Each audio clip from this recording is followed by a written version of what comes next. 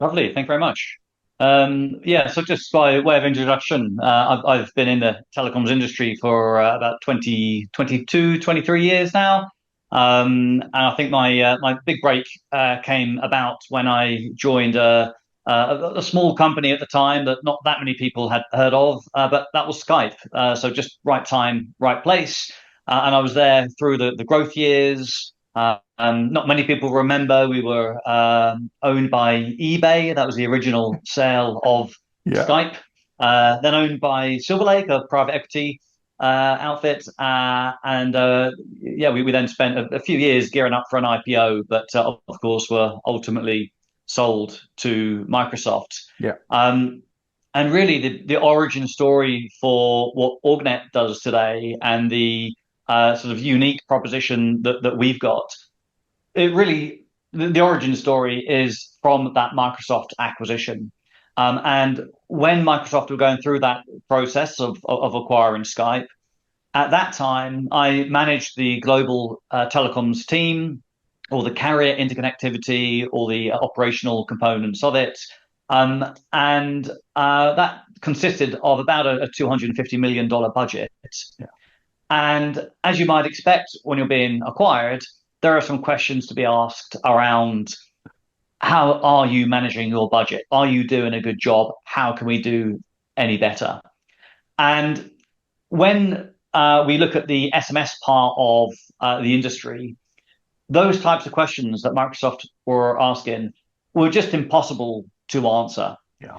Um, that was sort of whatever, what is it, 12 years ago or so. And even Yeah. today, we've not really moved forwards. When a customer who uses SMS chooses one supplier over another, it's very, very hard for them to articulate why they're using that supplier. Yeah. Even if they've got some data to suggest that one supplier is better than another, there are so many suppliers in the SMS supply chain Yeah. that can manipulate that data. And Exactly. we'll come back to that in how they do that Exactly. And Peter in a moment. Drucker has a Mm, very good quote on this. If you can't measure it, mm, you can't manage it. And that is the yeah, fundamental issue throughout the 30 plus years that SMS has existed. For most customers, they can't measure it. Their only metric is, well, this is cheaper than this. no, absolutely. And you know, a lot of people also ask why would a tech business getting started today who has been successful in getting VC funding and you know getting some good contracts, but why would a tech business get into SMS? It's such an old technology, but actually we are using SMS for more and more use cases. If you look in your SMS inbox now, you're going to have messages from your bank, from apps that you've downloaded, one-time passwords and verification services. So Yeah. it's that type of messaging that we're talking about. Yeah. I don't think the world really does that much person-to-person messaging anymore. Um, and you know, you were talking there about the quote from Peter Drucker, but the interesting thing is the bigger a company gets, typically the more focused they are on better governance, and Yes. governance requires data. Yeah. And conversely, the bigger you get in the SMS space as a customer, the worse the quality becomes because your suppliers are under more and more pressure to bring you better pricing. If they're not giving you the pricing, they're not going to get in routing. Yeah. And the only way now that, certainly for many of the big corporates out there, the only way to get into routing with them is to have an element of grey, slightly shady traffic in the mix. Yeah. You know, Alan, if you and I launched an SMS company tomorrow and had direct interconnections with a bunch of mobile network operators and decided to make no margin and just sold it at cost, we would not get any traffic. Yeah. And that in itself is that should be a statement Yes. that should plant some shock into the industry. And it unfortunately doesn't. It is now just Exactly. standard practice for Exactly. And Matteo providers. made reference to that at the start of his presentation as well, with reference to AIT and the impact it is continuing to have on the industry. So, absolutely, I think Matteo backs you up absolutely on the challenges we still face. Yeah, no, absolutely.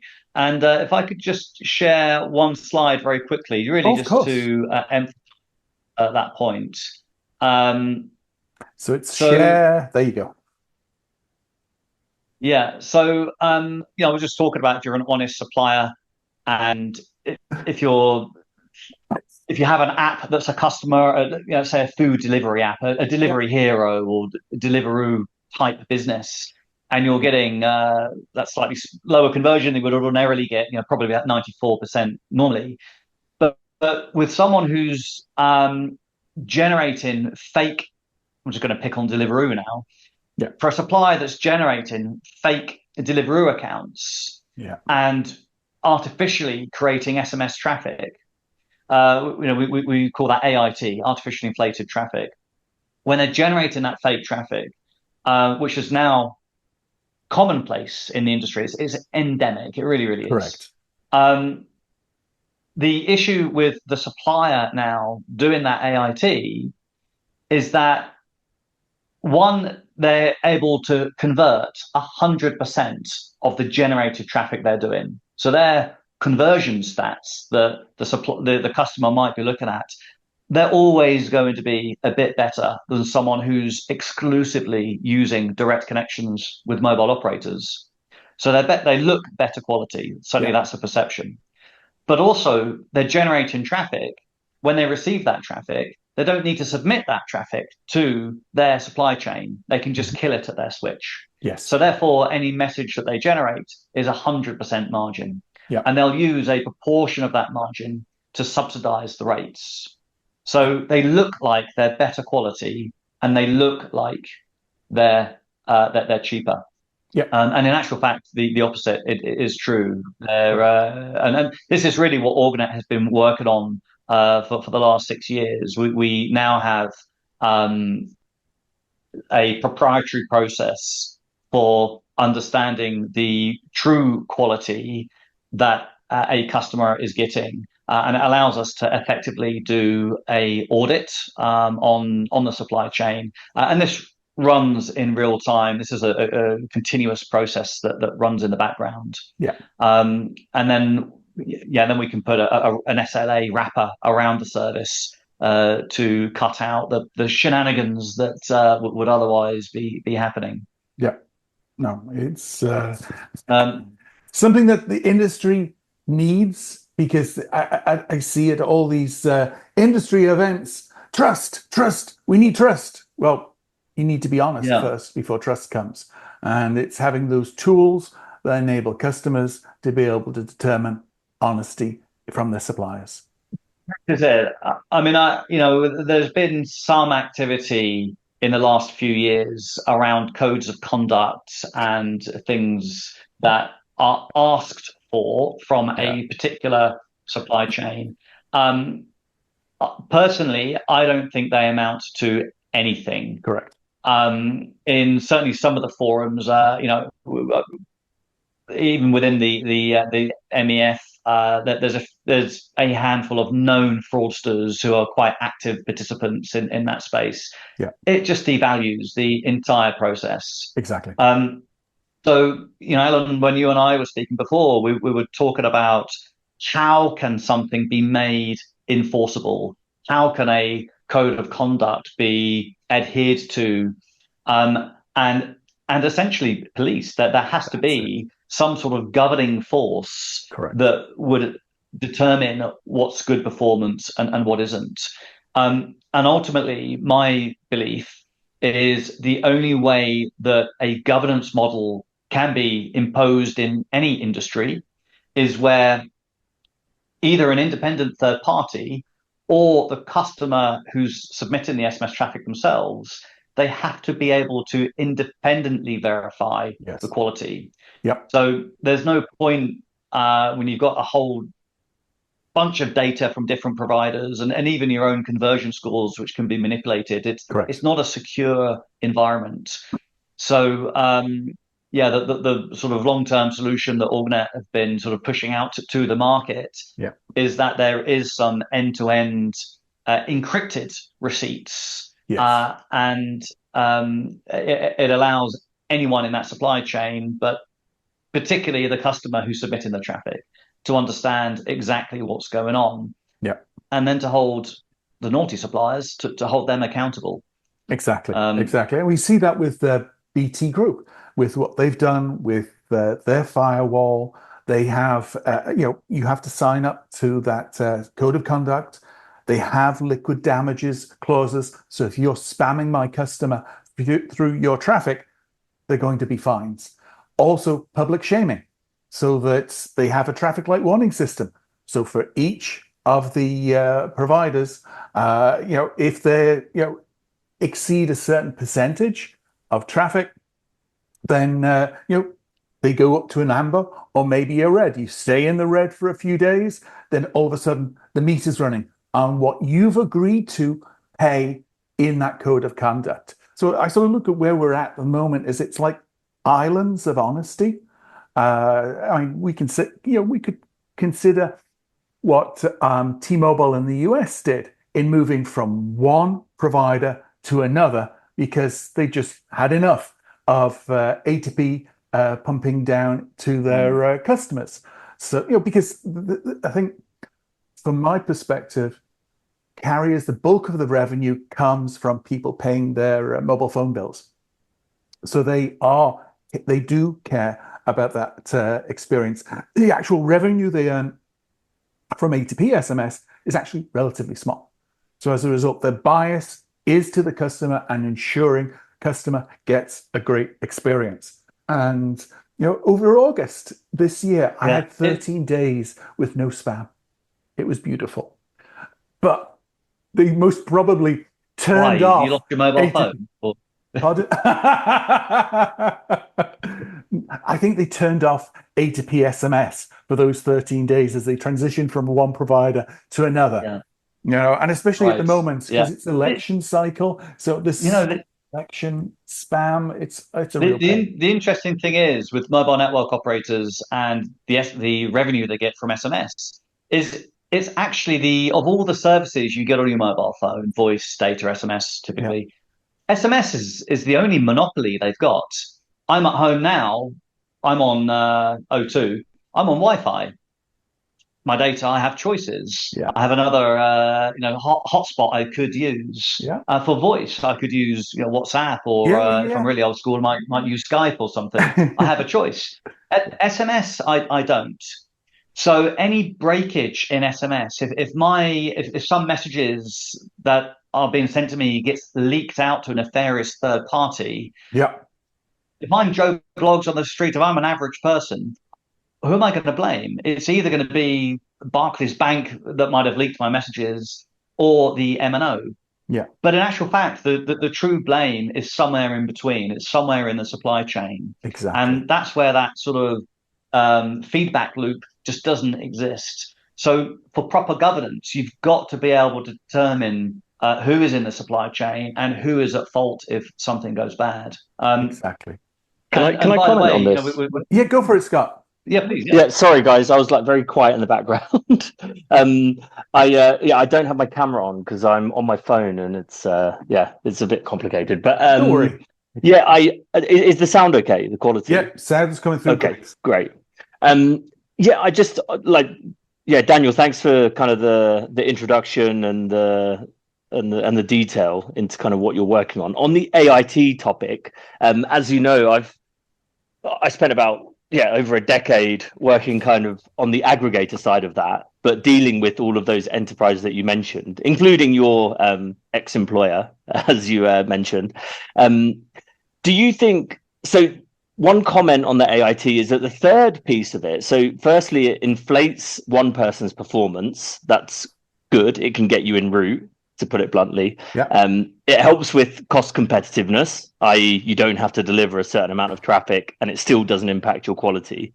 The third bit that I didn't hear, but I don't think was mentioned, was that actually it also is poisoning the performance of others. yes. So you're dropping the conversion rate. And I remember a meeting in California with one of the big guys. This was pre-COVID, so we're talking probably like 6 years ago, 7 years ago. And we looked through some stats with them.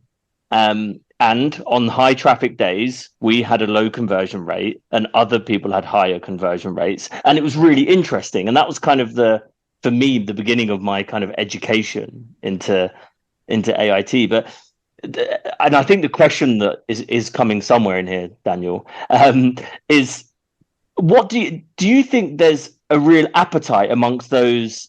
We have data at the moment that says 80% of the international A2P traffic in the market is from a really small set of like hyperscalers. What do you see as the appetite for those guys to solve this issue? Yeah. So I know that sort of statistic is banded around the industry, and I think I'm in the minority when I say actually I disagree with it. There's a lot of smaller apps that are just national, that they're couriers or they're one market food delivery apps, or an Uber style company, but they only do one country, and they're sort of like long tail stuff. It's maybe not big spend relative to those big accounts, but so yeah, I mean, but certainly on the toxic side, the more sophisticated AIT people now, they don't do AIT to inflate their invoices from this fraud traffic. They do it to inflate their invoices of the authentic traffic.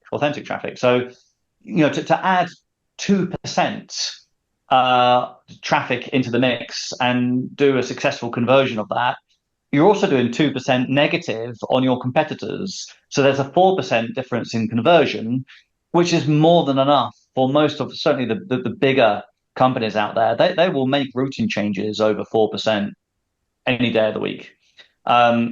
So yeah, that toxic element is as powerful, it literally in equal measures to the positive conversion that they're adding. There is a fourth component I'd add. So we've got the reduction in rates through subsidization of this AIT.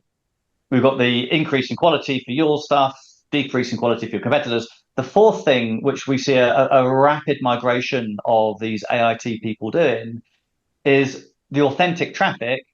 They're selling that to fraudsters, and you can get €3 per SMS for a single SMS.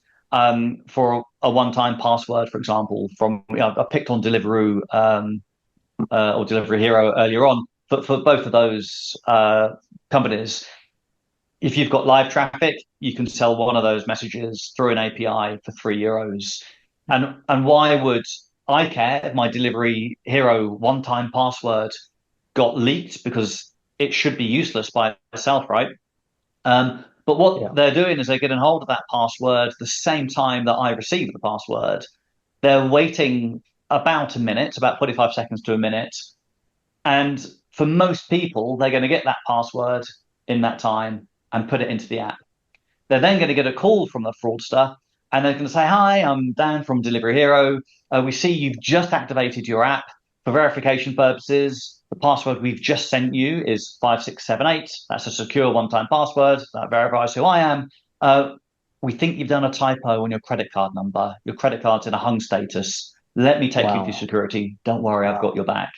And in Europe, the average credit card fraud, my data's a bit out of date now, but 2 years ago, the average credit card fraud was €7,000. I can't imagine it's changed all that much. Yeah. So €3 being spent on a single SMS that enables a very high fraud conversion is €3 well spent for the fraudster. Yeah, and we see a lot of the people. Yeah, that's super interesting.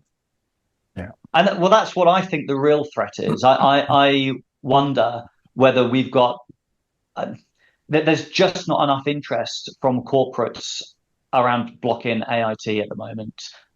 You've got some companies, like Google, taking a bit of a sledgehammer approach, blocking countries or blocking suppliers.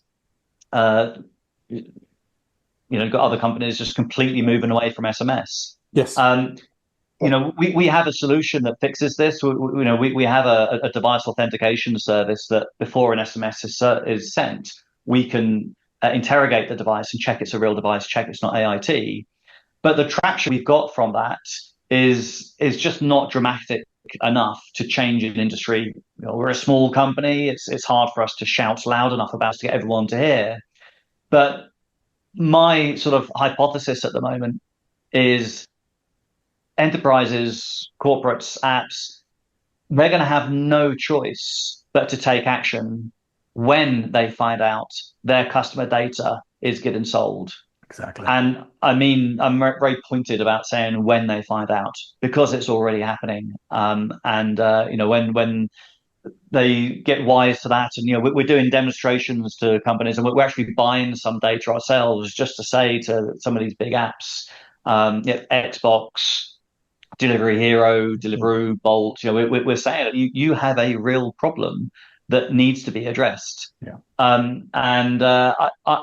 wonder whether the call to action will happen more when that sale of data becomes more transparent versus and the AI we're in today. Yeah, I see that, and that's kind of where I was not really aware of that scenario. But that's a real kind of bridge between what I would describe as enterprise fraud, which is a little bit of so someone's stealing from the biggest companies in the world. Don't know how I don't know if I'm going to cry that much about it. Theft is theft. Theft is theft. Versus sure, but versus the kind of consumer fraud part. Yes.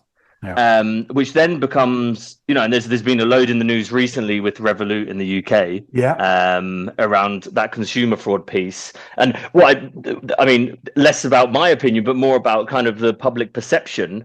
That consumer fraud is such a big issue. Yeah. And you see what happens when there's a WhatsApp issue or leakage of data. The amount of people that delete WhatsApp from their phone is huge. Yeah. So that might be the call to action, like you said, Daniel. And Scott, this is exactly what's happening, where AIT is migrating from corporate fraud to now being consumer fraud because it's a sale of data. Someone like, just to pick on people, but to name Uber, we've brought data to Uber to call out the fact that so many of their providers are doing AIT. I should add that this was about 3 years ago, so there may well have been changes in the Uber supply ecosystem in that time, but certainly 3 years ago, the majority of their traffic was in the data that we had, and I'm happy to share that with Uber if they want to ask for it again. But the majority of the data that we had for their one-time passwords showed clear AIT, and a new party coming in, the AIT, that's the only way that they could compete. It's the only way they could win traffic. So if we now assume, therefore, that AIT is normal between the existing suppliers for Uber, how does one of those suppliers get cheaper costs when they're all doing a commodity AIT type service? The only way to get lower costs is by selling data. Yeah. So, well, not the only way, but the easiest way, let's say. Yeah. So which has a historic precedent, because remember with the old SIM boxes, one of the ways of making money when you were offering A2P SMS using SIM boxes was to take the data. All these mobile phones are active and they're receiving these services, and to sell it on to basically data aggregators. Yeah. So this is an old tool in the repertoire. Absolutely. So it just means that it sounds crazy when we're talking about AIT being fraud, but for someone who has any element of pride in their business and they think, okay, well, I'm not going to go down that road selling data, or we don't want to AIT across a certain volume threshold, they're going to get crowded out. Yeah. So we're just on this, the fastest race to the bottom of the least ethical companies on the track we're currently on. It's the least ethical that are going to win, because over the last decade or more, we've been on the same path, and we're working hard to try and bring a deviation about that. But it's that's still the direction the industry is going in. Well, it's clear. Nearly 2 years ago, Elon Musk said telcos are stealing 60 million a year, and no apology, nothing was said. Nearly 2 years later, and it's still there happening. So, and also I think Europe has the advantage that, and I think the scenario you highlighted, Daniel, is it becomes a GDPR issue because customers' data is now being basically violated. And I think there the fines are a lot more significant. So again, it's frustrating that an industry can't wash its dirty laundry. But anyway, let's not go there. I think we can see the trajectory. There will be action, but it's going to, potentially be to the point where a lot of brands have moved away from SMS. Yeah. Twitter has. It's still using email. Passkeys, something that Google's been pushing. Again, I use all passkeys now. So, the SMS is being used less and less because they're not basically, policing themselves. It's as simple as that. Yeah. Yeah. Well, I hope we can change that, or at least elongate the Yes. revenue that the industry gets from SMS. We can try. We also have a patented technology that allows us to encrypt messages, which stops that data from being sold. There's no value in it. Absolutely. We can do the device authentication, Yep. free SMS. It's like a HR lookup of sorts, but we're interrogating the device. So, the technology through Organet, and I'm sure in time we'll have competitors. Yeah. But, there is now some action happening that allows corporates and apps and so on to take a little bit more ownership of the supply chain that they deploy. Excellent. Now we're up on time. This was excellent. Daniel, Scott, thanks so much for the questioning and discussions.